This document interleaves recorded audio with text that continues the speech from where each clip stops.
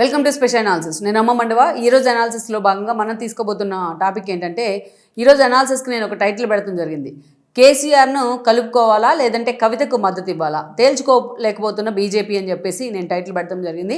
ఆ అంశం గురించి ఈరోజు మనం మాట్లాడుకునే ప్రయత్నం చేద్దాం. ఇక్కడ చూసినట్లయితే తెలంగాణ రాష్ట్ర రాజకీయాల్లో ఎస్పెషల్లీ కవిత ఈరోజు ఒక సంచలనం. పూర్తి స్థాయిలో తన పార్టీని కూడా అనౌన్స్ చేశారు ఆవిడ. అంతేకాదు ఆ పార్టీకి ఉన్న అడ్డంకులు కూడా ఈసీ క్లియరెన్స్ ఇచ్చింది. ఆ పార్టీకి ఉన్న అడ్డంకులు కూడా పూర్తిగా తొలగిపోయినట్లే. అయితే ఎట్ ద సేమ్ టైం ఈరోజు కవిత తన పార్టీని అనౌన్స్ చేయడమే కాదు, పూర్తిగా బీఆర్ఎస్ఏ టార్గెట్ అంటూ మాట్లాడుతూ ఉన్నారు. అంతేకాదు బీఆర్ఎస్లో ఉన్న నేతలు ఎవరైతే ఉన్నారో, కేసీఆర్ నమ్ముకొని ఉన్న నేతలు, ఆ మొత్తం కూడా మీరంతా డైలమాలో పడ్డట్టే. అది జరిగితే ఆయన నమ్ముకుంటే ఆయన ఆ పార్టీని ఇప్పట్లో కోపం చేసే పరిస్థితి లేదు. అందుకని మీరంతా పూర్తి స్థాయిలో రియలైజ్ అవ్వండి, నా వైపుకు రండి అని ఆమె టార్గెట్ బీఆర్ఎస్ అన్నట్టుగా ఫోకస్ పెట్టిన పరిస్థితి కనిపిస్తోంది. అంతేకాదు తెలంగాణలో including TDP BC vote bank చాలా సాలిడ్గా ఉంటుంది ఇప్పటిదాకా పార్టీకి. కాబట్టి అటు బీసీని కూడా ఆవిడ ఓన్ చేసుకుంది, అటు రేవంత్ రెడ్డి ప్రభుత్వాన్ని కూడా బీసీ యాంగిల్లోనే టార్గెట్ చేస్తూ ఉంది. బీసీ రిజర్వేషన్కి సంబంధించి ఆల్రెడీ నిరసనలు, ధర్నాలు ఇవన్నీ కూడా చేసి వార్తల్లోకి ఎక్కుతూ ఉన్నారు ఆవిడ. అంతేకాదు ఎక్కడికి వెళ్ళినా బీసీల తరపున తన వాయిస్ వినిపించే ప్రయత్నం అయితే చేస్తూ ఉంది. సో తన టార్గెట్ బీఆర్ఎస్ అంటే టీఆర్ఎస్ పూర్తిగా ఖాళీ అయ్యి తన వైపుకి రండి అని పిలుస్తూ ఉన్నారు. అయితే ఇలాంటి పరిస్థితుల్లో అంతేకాదు ఇక కాంగ్రెస్లో పూర్తి స్థాయి ఫుల్ అయిపోయింది ఆ పార్టీ. ఎవరైతే అసంతృప్తులు ఉంటారో అలాంటి వాళ్ళని కూడా తన వైపుకి లాక్కునే ప్రయత్నం కానీ, వీలైతే చంద్రబాబు నాయుడుతోనో లోకేష్తోనో భేటీ కావడం ద్వారా తెలంగాణ టీడీపీ కేడర్లో తనంటే ఒక మద్దతు, ఒక చిన్న సపోర్ట్ తెచ్చుకునే ప్రయత్నం కానీ జరుగుతూ ఉంది ఆమె వైపు నుంచి. అందుకే ఇటీవల కాలంలో ఆమె తిరుపతి వెళ్ళినా ఇంకెక్కడికి వెళ్ళినా చంద్రబాబు నాయుడిని మాటకు ముందు ఆకాశానికి ఎత్తేస్తున్న పరిస్థితి అయితే ఉంది.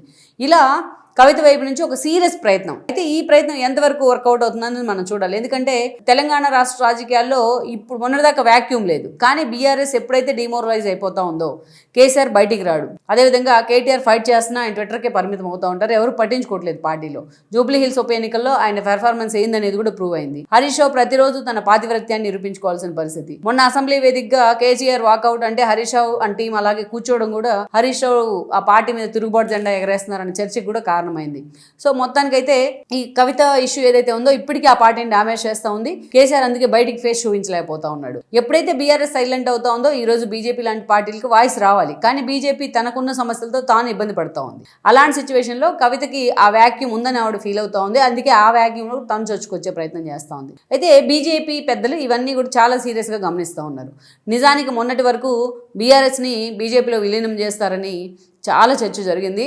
గతంలో సీఎం రమేష్ లాంటి వాళ్ళు కూడా ఇలాంటి లీక్లు ఇచ్చే ప్రయత్నం చేస్తే కేటీఆర్ కూడా సైలెంట్గా ఉన్నారు.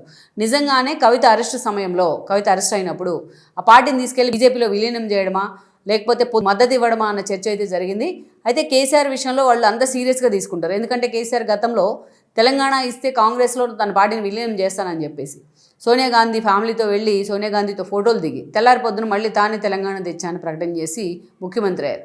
ఇవన్నీ వాళ్ళకి ఎక్స్పీరియన్స్ ఉన్నాయి కాబట్టి వాళ్ళు పొత్తులొద్దు విలీనమే కావాలని ఎప్పటి నుంచో ఆ ప్రపోజల్ పెట్టినట్టయితే చర్చ జరిగింది.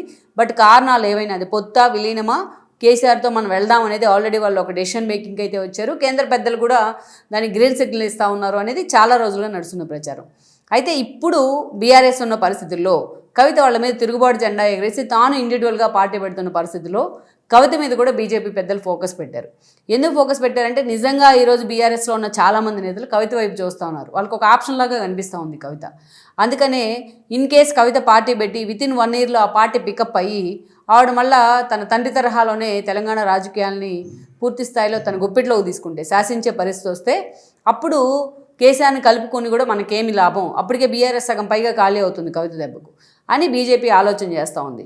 అందుకే ఈ పొత్తు విషయం మాత్రం మెయిన్గా ముందు పొత్తు అనుకుంటా ఉన్నారు మొన్నటిదాకా. సో ఈ పొత్తుల విషయంలోనో విలీనం విషయంలోనో బీజేపీ నేతలు అంతా నెగోషియేట్ చేస్తూ ఉన్నారు. అందుకే వెయిట్ చేస్తూ ఉన్నారు. అదే సమయంలో కవిత తన పార్టీని పూర్తి స్థాయిలో ఈరోజు బ్యాక్ అండ్ ప్లాన్తోనే ప్లాన్ ఏ బీతో సిద్ధమవుతూ ఉంది పూర్తి స్థాయిలో పికప్ చేసేందుకు. ఇలాంటి సిచ్యువేషన్లో మరి ఇప్పుడు మనం ఏదైతే కేసీఆర్తో పొత్తులు పెట్టుకుంటే మరి కవిత పార్టీ అంతే అగ్రెసివ్గా జనంలోకి వస్తే, ఆమె నిజంగానే అంతే అగ్రెసివ్గా పాలిటిక్స్ చేస్తే మళ్ళీ అప్పుడు తప్పుడడుగు వేసినట్టు అవుతుంది అని బీజేపీ నేతలు ఆలోచన చేస్తూ ఉన్నారు. ఎటు తేల్చుకోలేకపోతూ ఉన్నారు. కవితకి సపోర్ట్ చేయాలా, మరి కేసీఆర్ని పొత్తులకు పిలవాలా అనేది ఒక చర్చ అయితే జరుగుతూ ఉంది బీజేపీలో. అసలు కవిత పార్టీ కానీ కవిత కానీ ఎంత ఇంపాక్ట్ చేస్తుంది తెలంగాణ రాజకీయాల్లో అనేది ఇప్పుడే ఒక అంచనా కూడా వాళ్ళు రాలేకపోతూ ఉన్నారు.